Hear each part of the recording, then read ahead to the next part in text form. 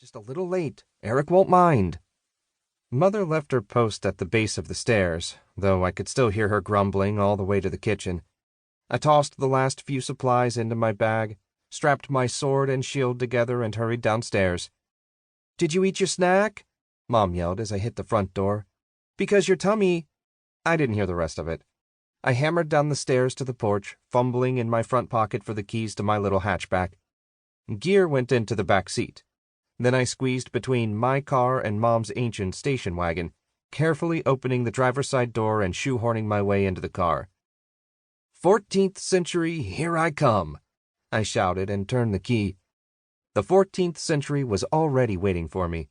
There are no cars in the 14th century, and there was no working car under my butt. Nothing happened.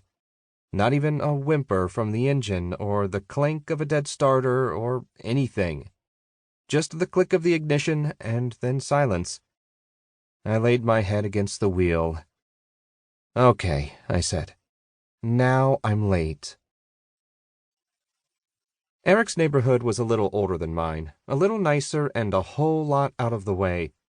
I turned down his street going too fast, the screeching tires of Mom's dilapidated Volvo drawing the stares of a group of mothers on the corner. I queued up my monster manual voice.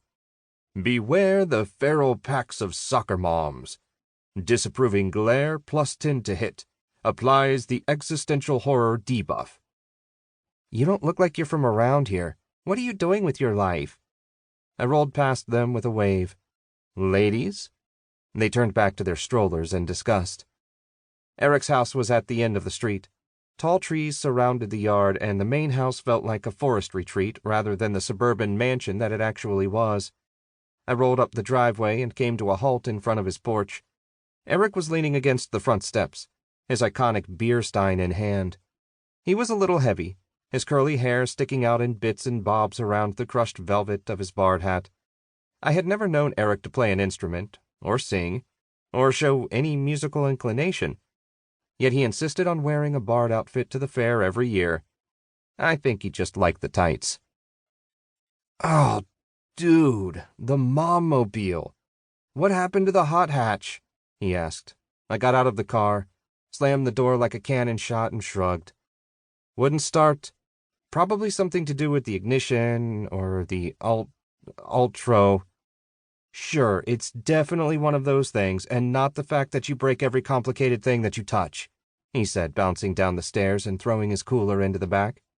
My mom's station wagon was the old kind, a Volvo with steel doors as thick as tank armor and an engine that ran on high-grade coal.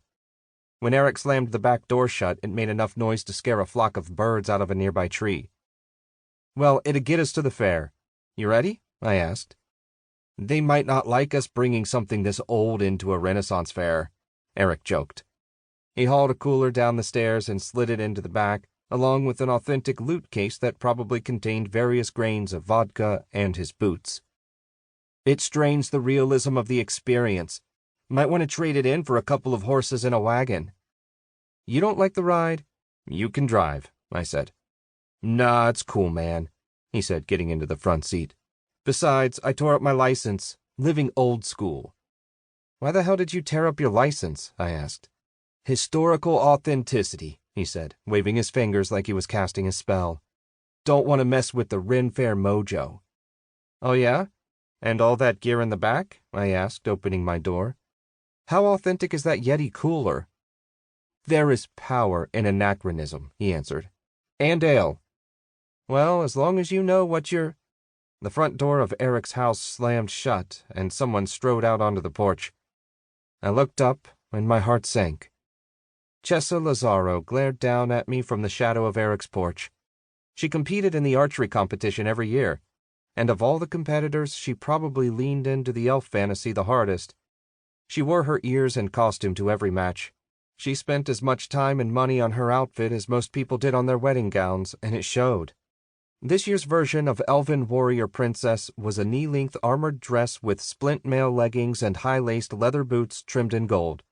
Light breastplate and shoulders were done in leaf-shaped metal scales, tinted the color of spring grass and also trimmed in milky gold.